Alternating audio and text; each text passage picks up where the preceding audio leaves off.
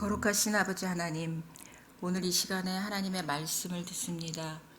오늘 저희를 이 시간에 이 예배 가운데 불러주셔서 민수기 31장의 말씀을 통해서 그 시간 이스라엘 백성에게 역사하셨던 하나님이 오늘 우리에게도 역사하시는 같은 하나님이심을 알게 해주시기를 기도합니다.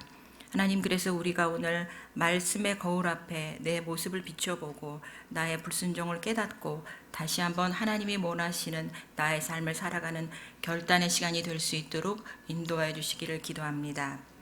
오직 한 분 구원자 되신 예수 그리스도의 이름으로 감사하며 기도하였습니다. 아멘. 오늘 저희에게 주신 하나님의 말씀은 민수기 31장 13절에서 18절까지입니다. 자, 민수기 31장 13절에서 18절까지 저와 여러분이 한 절씩 읽고 마지막 절 함께 읽겠습니다. 모세와 제사장 엘르아살과 회중의 지도자들이 다 진영 밖에 나가서 영접하다가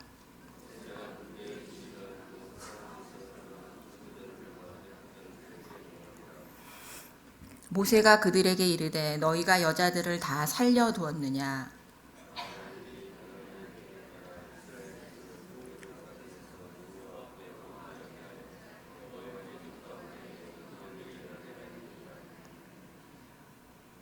그러므로 아이들 중에서 남자는 다 죽이고 남자와 동침하여 사내를 아는 여자도 다 죽이고 남자와 동침하지 아니하여 사내를 알지 못하는 여자들은 다 너희를 위하여 살려둘 것이니라.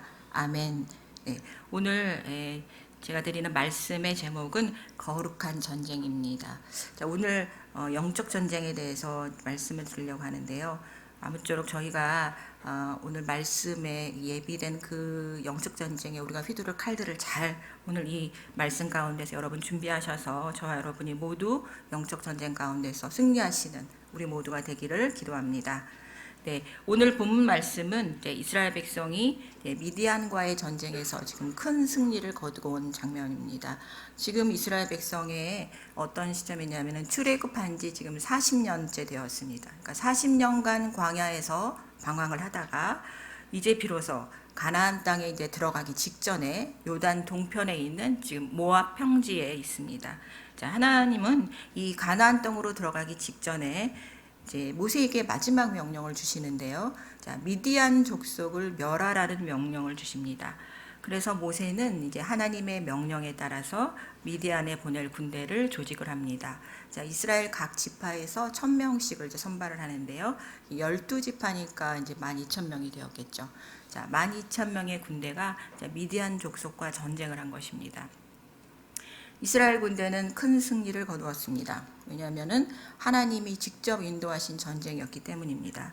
아주 전리품이 많았고요. 또 포로들을 많이 데리고 왔습니다.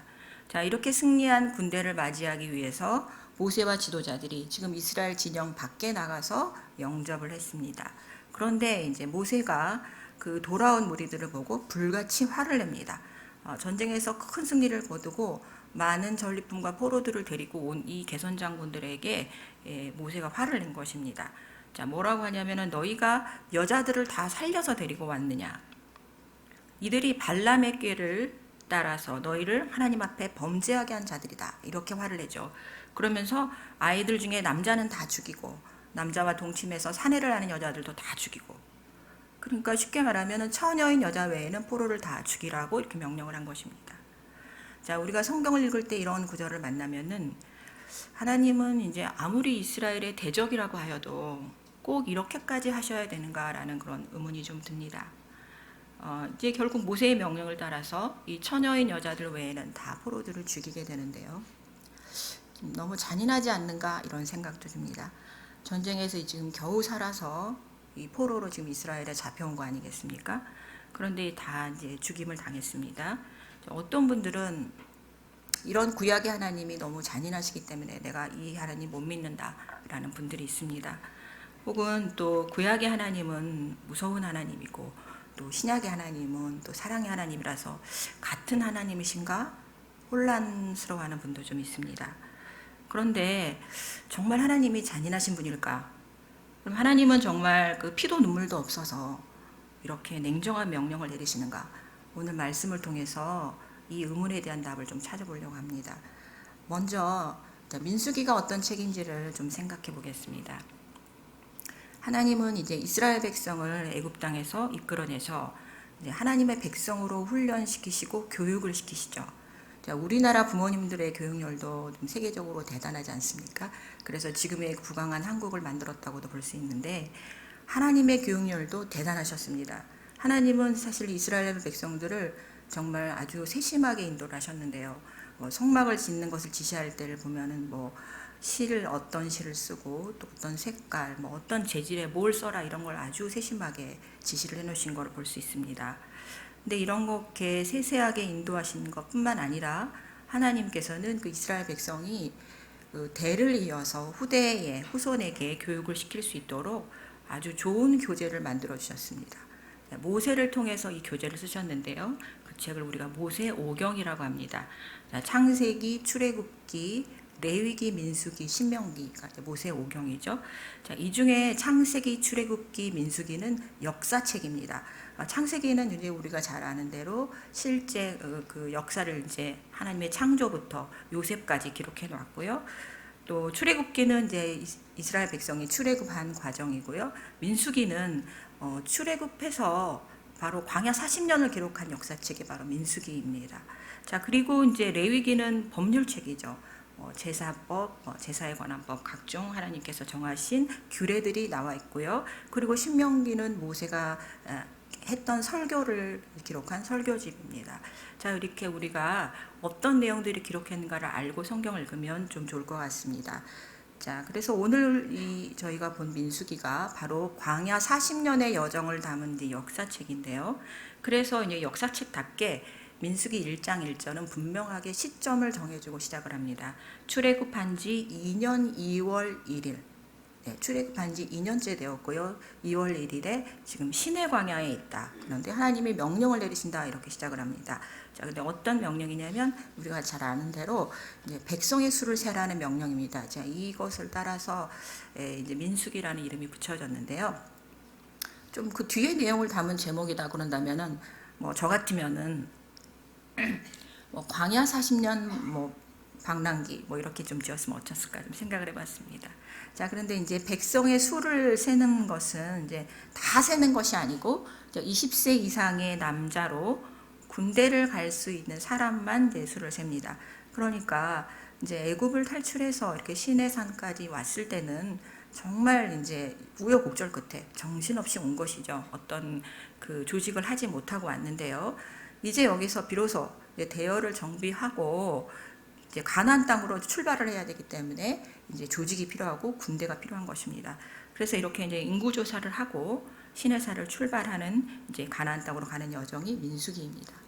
자, 이 민수기에 우리 이제 어린 유치부 친구들도 잘 아는 이야기가 있는데 바로 이제 발람과 나귀의 이야기입니다. 자, 발람과 나귀 이야기는 우리 잘 아시지만요. 발람이 이제 나귀를 타고 가는데 이제 발람이 정작 이제 하나님의 천사가 길을 가로막고 있는 걸 보지 못하죠. 그런데 나귀의 눈에는 그 포도원 사이의 좁은 길을 이렇게 딱 가로막고 있는 여호와의 천사가 보입니다. 그래서 이 나귀가 그 천사를 피해서 이렇게 옆길로 막 왔다 갔다 이제 하면서 그러다가 이제 발람의 발을 다치게 됩니다. 그러니까 이제 발람이 이제 막 채찍질을 하면서 나귀를 때리는 것이죠. 그래서 나귀가 갑자기 말을 합니다. 내가 도대체 무엇을 잘못했길래 나를 이렇게 3번이나 때리냐? 내가 지금까지 당신에게 이렇게 한 번이라도 한 적이 있었냐? 이렇게 나귀가 말하니까 발람이 자기도 모르게 없었지 이렇게 이제 대답을 하죠. 자, 이렇게 나귀와 발람이 대화를 하는 이야기 참 이제 신기합니다. 근데 참 이 이야기가 좀 신기하고 재밌기 때문에 좀 옛날 얘기로 우리가 생각하지 않았게 되었나 좀 그런 생각이 듭니다. 그런데 사실 이제 발람은 실제 했던 인물이고요. 1960년대에 그 이름이 기록된 비문이 발견되는데요. 자세히 들여다보면은 이 발람의 이야기가 그렇게 가벼운 이야기거리가 아닙니다. 왜냐하면은 이 안에 그 영적 전쟁에 아주 중요한 계략들이 숨어져 있습니다. 그 계략이 무엇인지를 우리가 오늘 알아야 되겠는데요. 자, 오늘 읽은 본문에서 보면은 모세가 어떻게 이제 화를 냈냐면 너희가 이제 발람의 꾀를 따라 여호와 앞에 범죄했다라고 했습니다. 자, 그럼 발람이 어떤 꾀를 가지고 여호와의 백성들을 범죄하게 했을까요? 자, 발람은 우리가 이제 잘 아는 대로 굉장히 유명한 술사였습니다. 점쟁이죠. 무당입니다. 그가 살던 그 부돌 땅은 이제 지금 여기 모압 땅에서 아주 멀리 떨어진 메소포타미아 지역에 있었는데요. 예, 아주 명성이 자자했습니다. 그래서 아주 멀리까지 얼마나 유명했던지 다 알고 있었습니다. 모압 왕은 자기 땅 근처에, 지금 여기가 모압 평지잖아요. 그러니까 자기 땅 근처에 이제 이스라엘 백성이 이제 와 있는 걸 보고 아주 큰 두려움을 느꼈습니다.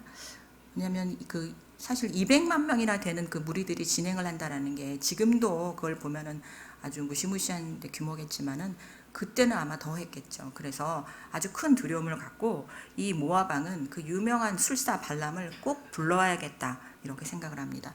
그 불러와서 이제 할 일이 뭐냐면 그 백성들을 저주하는 것입니다. 이스라엘 백성들을. 예. 자, 이렇게 믿었어요. 발람이 그대가 복을 비는 자는 복을 받고 저주하는 자는 저주받을 줄을 내가 아노라. 네, 이렇게 이제 발람이 이제 모압 왕이 발람에게 이제 이렇게 찬사를 보냈는데요. 이거 완전히 하나님이죠. 네, 이렇게 굳게 이제 믿고 있었는데 이러한 그 예언자가 복을 뭐 빌면 복을 받고 뭐 저주를 내리면 저주를 받고 이런 이제 믿음은 뭐 고대 사회에서는 굉장히 보편적인 믿음이었는데요. 사실 이러한 믿음이 그때만 있고 지금은 없는 것은 또 아니죠. 이제 오늘날에도 그 유명한 무당이 하는 굿들은 아주 뭐 최소 단위가 수천만 원이 된다고 합니다. 이 이제 굿들이 뭐 행해지는 그 전쟁터가 정말 그야말로 영적 전쟁터라고 볼 수 있는데요. 그 모 대통령도 즐겨 찾았던 그 무당, 아주 유명한 무당께서 올해 봄에 돌아가셨죠. 그분 굿이 2,500만 원부터 시작한다 이렇게 들은 적이 있습니다.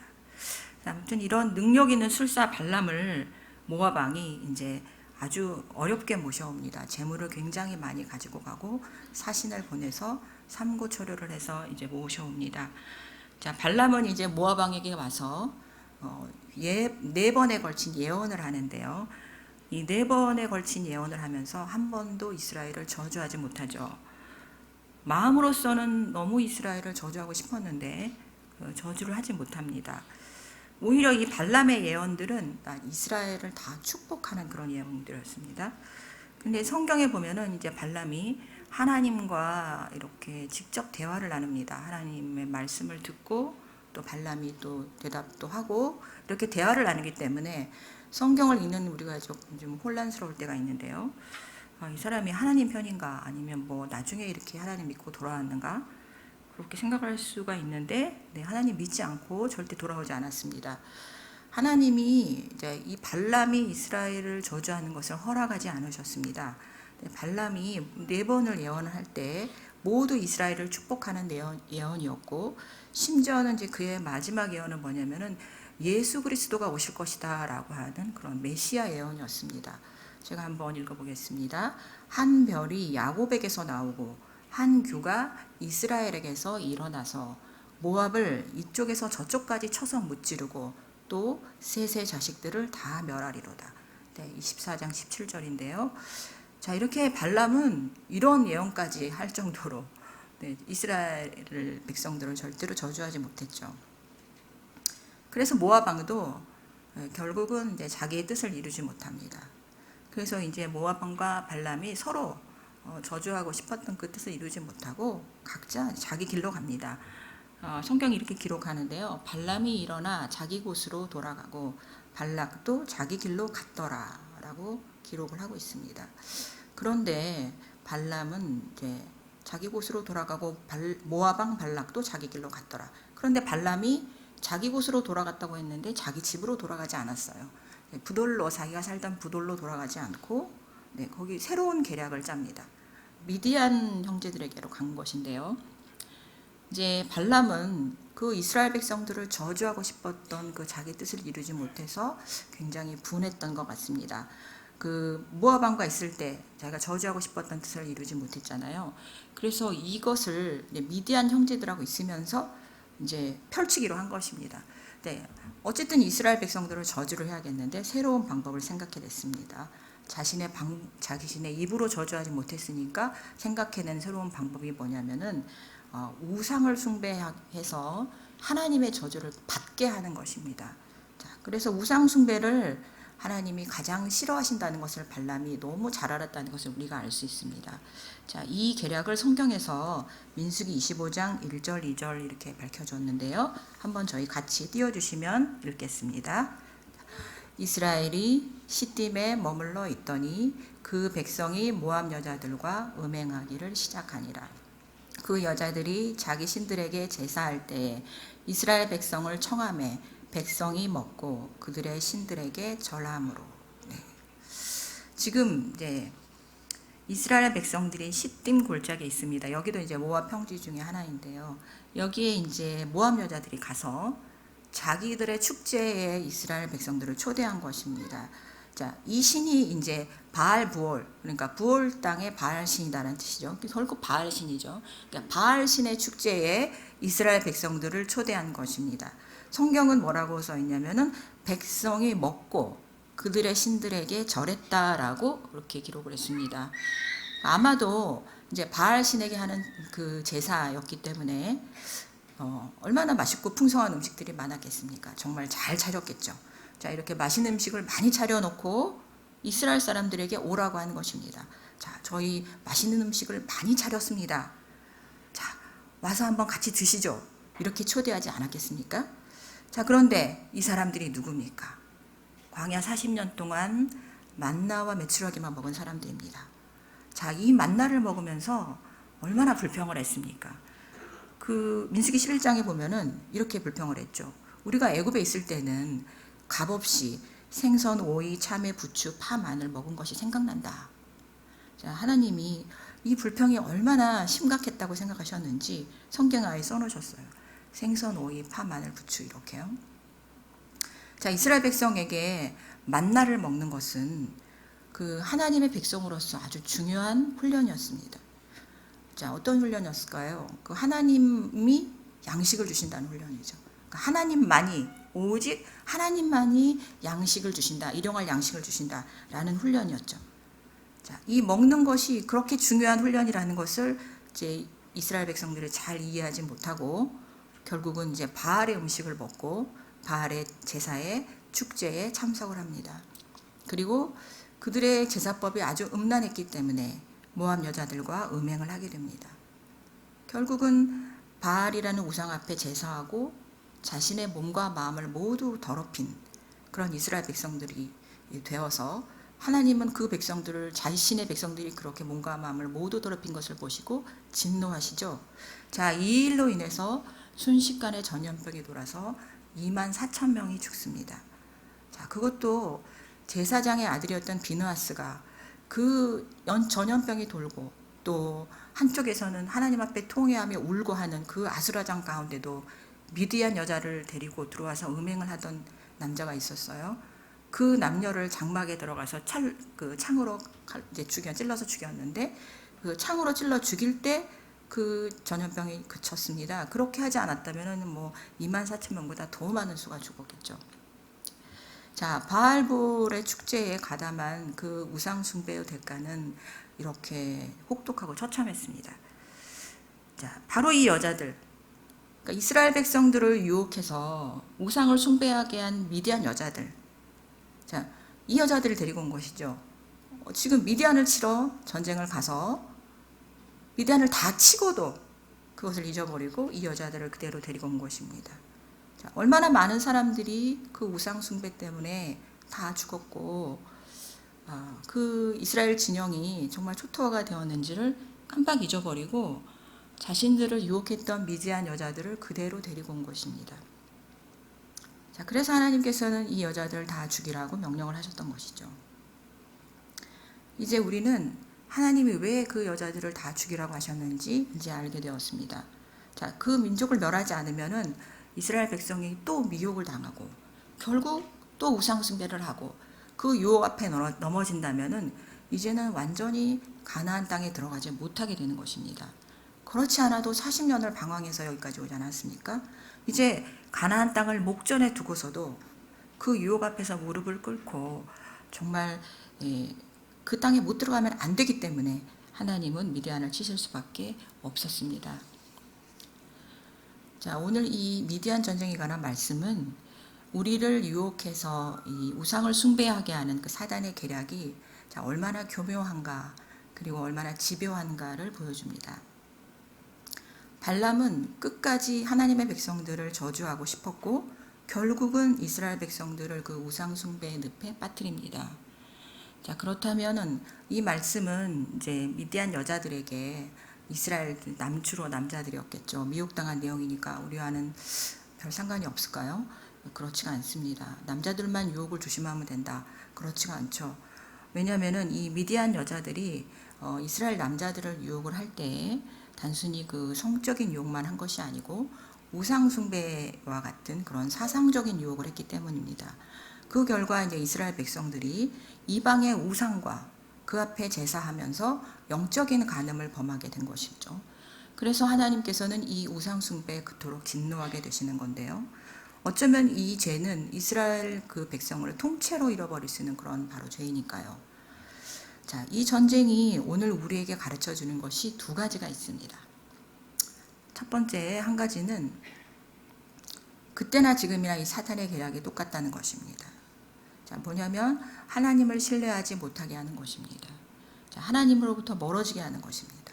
자, 이 말씀이 주는 그 또 다른 교훈도 있는데 그건 뭐냐면 사단은 결코 우리를 저주할 수가 없다는 것입니다. 자, 하나님께서는 그 발람의 입을 직접 제어를 하시면서 사단의 능력이 하나님의 발 아래에 있다는 것을 우리에게 생생하게 보여주십니다. 그러므로 우리는 사단을 두려워할 필요가 없습니다. 자, 그런데 사단이 할 수 있는 일이 있습니다. 그래서 우리가 그것을 경계해야 되는 것이죠. 뭐냐면 우리를 불평하게 만들고 불신하게 만드는 것입니다. 원망하게 만들고 소망이 없다고 속삭이는 것입니다. 사단은 이런 일을 하기 때문에 앞으로 나아질 수 없다고, 앞으로 우리가 달라질 수 없다고, 이것이 계속된다고, 이렇게 사단이 우리에게 속삭이는 것입니다. 그래서 하나님이 아닌 다른 것에 자꾸 우리의 마음을 가게 만들고 신뢰하게 만드는 것이죠. 그것이 바로 우상이 되는 것입니다. 그 우상이 하나님으로부터 우리를 멀어지게 만드는 것입니다.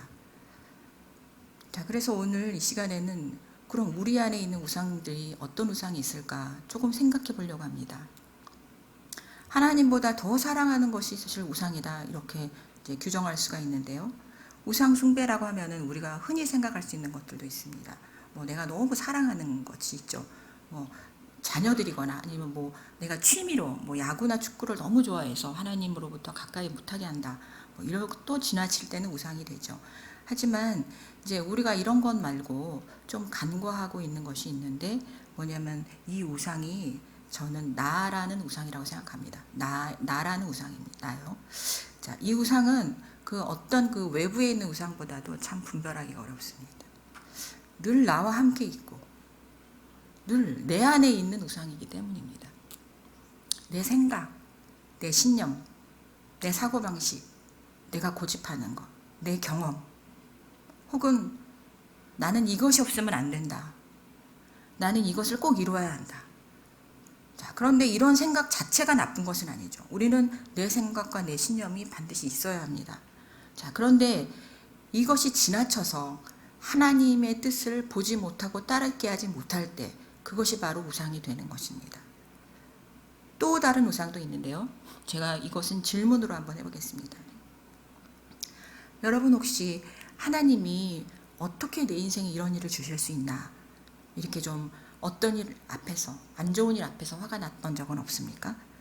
혹은 하나님 내가 뭘 잘못했다고 나에게 이런 시련을 주시나? 이런 생각 해보셨습니까? 하나님이 하시는 일이 화가 나고 마음에 안 들고 그랬던 적이 혹시 있으신지 오늘 좀 스스로 질문해 봤으면 좋겠습니다. 자, 이런 생각은 우상과 어떤 관계가 있을까요? 자, 이런 생각은 우리가 하나님을 불순종하게 만드는데요. 불순종과 우상이 어떤 관계가 있을까? 불순종은 뭐 그냥 순종하지 않는 것이고 우상은 뭐 내가 좋아해서 집착해서 뭐 하나님을 따르지 못하게 하는 게 아닌가 이렇게 생각할 수가 있는데요. 이 아까 제가 했던 질문들이 어떻게 우리에게 불순종하게 하는가가 중요합니다. 자, 그것은 뭐냐면 자, 내가 생각한 하나님의 모습이 있는 것이죠. 내가 생각한 하나님의 모습이 있는데 하나님이 내 생각과 다를 때 우리의 마음속에 그려놓은 하나님이 있는데 하나님이 하시는 일이 그것과 다를 때, 그래서 우리는 사실 이것을 분석해 보면 내 생각에 맞추어진 하나님을 우리가 원하는 것입니다. 좀 분별하기가 어려운 우상이라고 생각이 듭니다. 내 마음속에 있는 이게 또 하나의 우상인데 가짜 하나님이죠. 하나님이 아니신 하나님이니까요. 이스라엘 백성은 사실 이 가짜 하나님이라는 우상을 만들었는데요. 금송아지 사건 대표적이죠. 금송아지 사건 그 말씀해 보면은 우리를 인도할 신을 우리를 위하여 만들라 하면서 이렇게 금송아지 앞에 경배를 했는데요. 그러니까 자기들의 신은 금송아지와 같아야 된다라고 하는 것 아니겠습니까? 바로 이것이 가짜 하나님이죠. 자, 이렇게 발람이 포기하지 않고 이스라엘 백성들을 유혹하게 한 것처럼 우리에게도 사단은 정말 교묘하고 집요하게 하나님의 뜻을 보지 못하게 만듭니다. 눈에 보이는 우상도 그렇고요. 또 눈에 보이지 않은 그 내 마음속의 우상도, 그 나라는 우상도, 내 고집이라는 우상도, 내 신념이라는 우상도, 혹은 내가 만들어낸 하나님, 그런 가짜 하나님이라는 우상도, 자, 모두 이렇게 하나님의 뜻을 분별하지 못하게 만들고 우리가 우상을 숭배하게 만듭니다. 자, 평생 가지고 온 내 신념이 하나님의 뜻을 보지 못하게 하고 불순종하게 만들 수 있는 것이죠. 오늘 우리가 이 시간에 이런 마음속의 우상을 깨달았으면 좋겠습니다. 자, 이게 우리에게 각자 다 다르기 때문에 오늘 정말 기도 가운데 우리가 이 우상을 발견해야 되겠습니다. 내가 이것을 지금 고집하고 있었구나. 나는 이것이 정말 내 인생에 없으면 안 된다고 생각했구나. 하나님이 그 모든 것을 해주실 수 있는데 그 생각이 하나님의 자리를 대신했구나. 바로 이렇게 깨닫게 되기를 우리가 이 시간에 기도하며 나가겠습니다. 저도 정말 이 우상을 발견해야 되기를 원합니다. 왜냐하면은 이 우상은 하나님께 순종하는 길을 막기 때문입니다. 하나님께 순종하는 길을 막으면 우리 길은 절망과 죽음밖에 없습니다. 절망이 그 늪과 같은데요. 절망의 늪에 빠지면 우리는 스스로는 그 늪을 빠져나올 수가 없죠. 그래서 오늘 우리는 하나님 앞에 나가는 길을 막는 이 우상을 기도 가운데 발견하기를 원하고 이 시간에 또 기도로 나가겠습니다. 자, 그러면은 이제 제가 마지막으로 질문 한번 다시 하겠습니다. 자, 하나님은 잔인하신 하나님이십니까? 아닙니다. 네, 그럼 꼭 그렇게까지 하셔야만 합니까? 네, 꼭 그렇게 하셔야만 합니다. 왜냐하면은 이 전쟁은 거룩한 전쟁이기 때문입니다. 사람의 전쟁이 아니고 하나님의 전쟁이기 때문입니다. 그렇게 하지 않으면은 하나님의 나라가 세워지지 않기 때문입니다. 민수기에만 있었던 전쟁이 아니고 이스라엘 백성에게만 있었던 전쟁이 아니고 오늘 우리에게, 우리 교회에, 우리 나라와 우리 가정 안에 있는 바로 그 영적인 전쟁입니다. 그래서 우리도 오늘 우리 안에 있는 그 교묘하고 끈질긴 우상을 발견하게 해주시고 이 악한 것들을 꼭 오늘 제거하고 갈 수 있도록 하나님 도와주세요. 우리가 이렇게 기도하며 나갔으면 좋겠습니다. 자, 저희 찬양하겠습니다. 자, 완전하신 나의 주, 저희가 찬양하면서 주님 앞에 나가겠습니다.